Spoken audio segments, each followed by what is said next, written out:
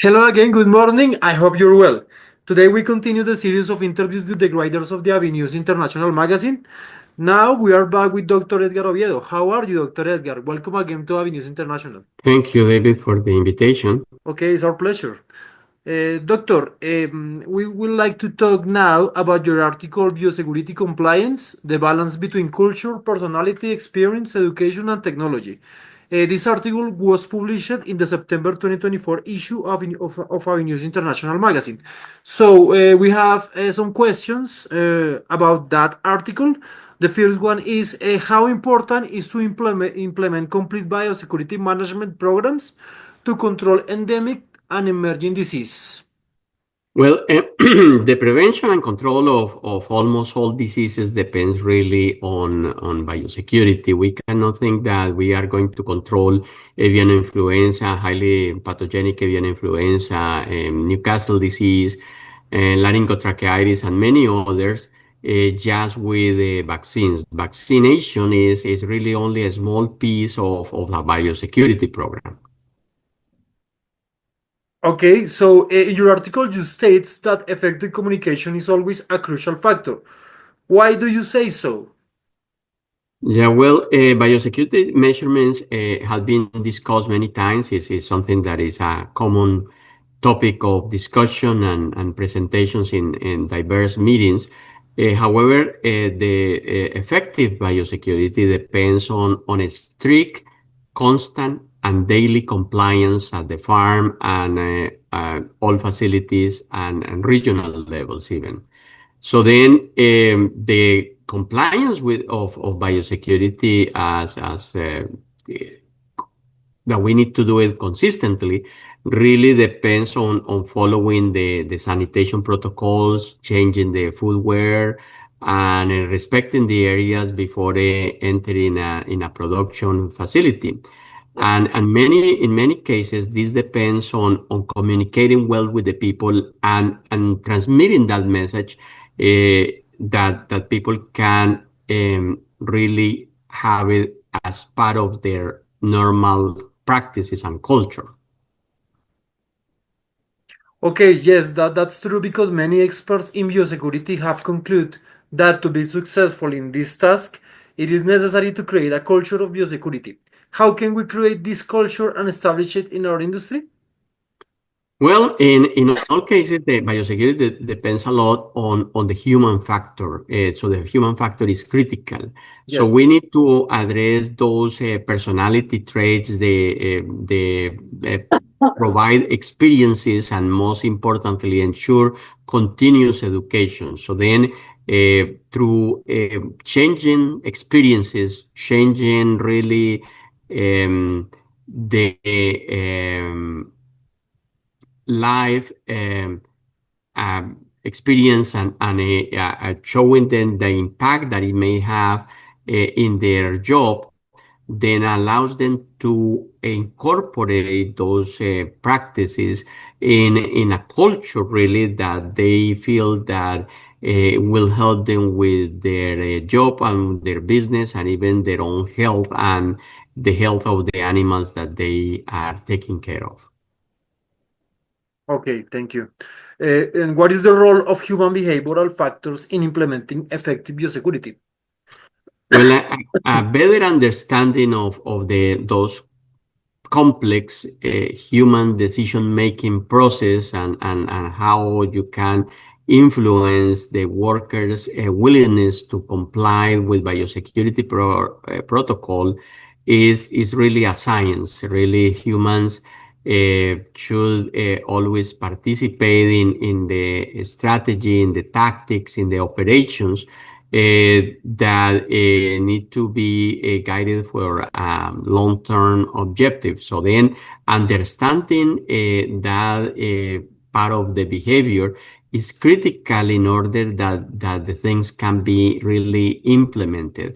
And then the human factor needs to be incorporated in every single decision and in every single plan before really making it some like a rule that everybody needs to follow.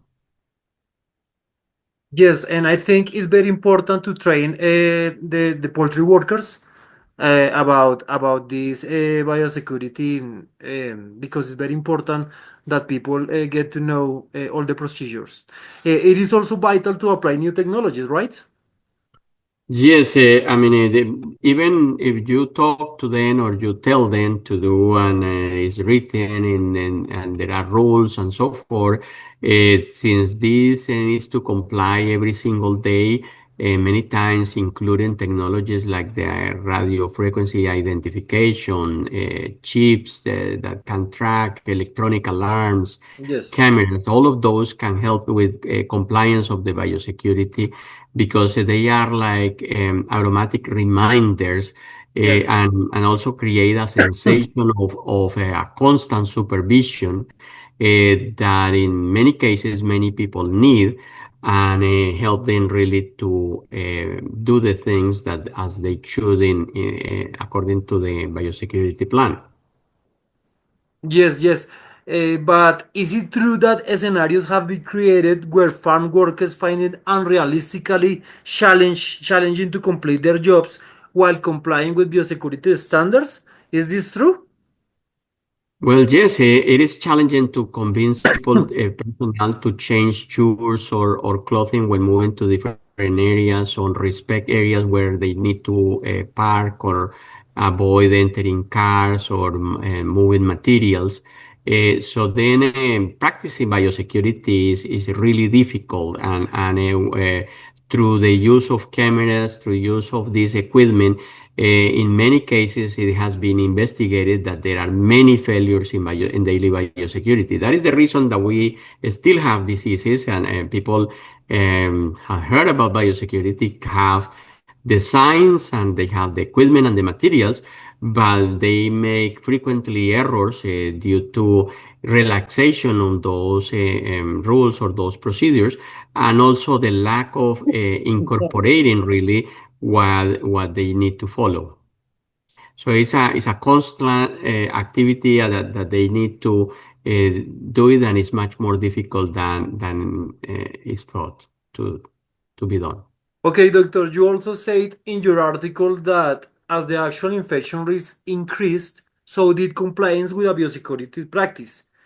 Please, can you explain this a little more to us?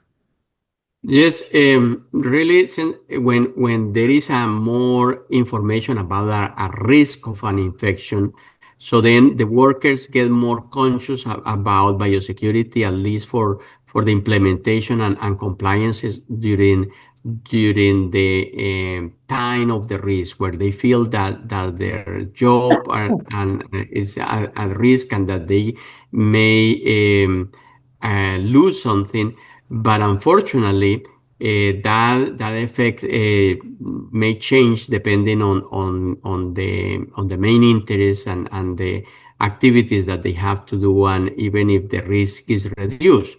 So unfortunately, it's just a temporary effect that may not last, and then that is the reason that these rules require constant reinforcements or reminders. Okay, doctor, yes. And what social incentives and social norms play an essential role in maintaining compliance? Well, workers in animal facilities normally are exposed to various sources of information and about the consequence of an animal infection. So then, when they receive that coming from a colleague, or they can perceive that in general the group around them is conscious about what is happening or could happen with a disease, then is potentially a way to stimulate them to maintain the compliance of the different activities to maintain the biosecurity.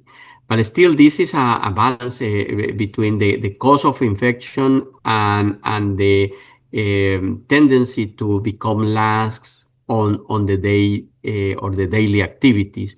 Because then, for example, short-term visits of an external person are sometimes considered as a lower threats for the biosecurity. Okay. And then biosecurity is reduced because people will stay just for a short time. But in reality, most of the outbreaks come from those short visits, for example, of a provider or somebody that comes to do a maintenance job.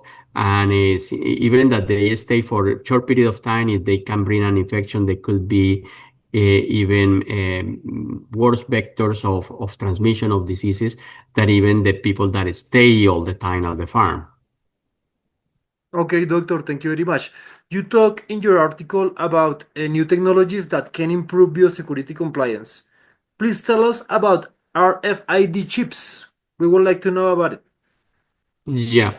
Well, these are the radio frequency that I mentioned before, the radio frequency identification that they are used many times, even in stores to Yes. maintain all the items that are in a store, and so when somebody tries to take them out, that reflects an alarm, so they can actually track where people are, if you place them, for example, in the boots or in the coveralls, and in that way they can track how the personnel is moving from one area to the other.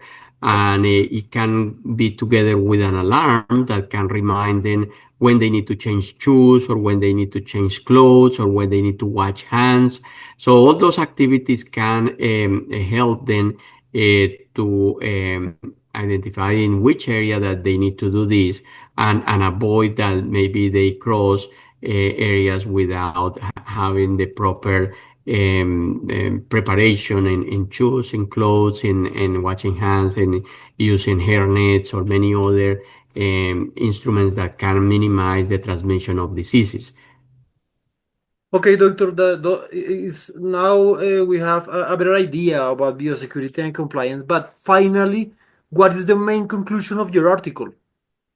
Well, since we depend on humans to make the correct decisions and take actions daily, then we observe that due to the complexity of people, and sometimes the difficulty to create that culture of biosecurity, it's really important that we can start using more of these automatic systems of monitoring and recording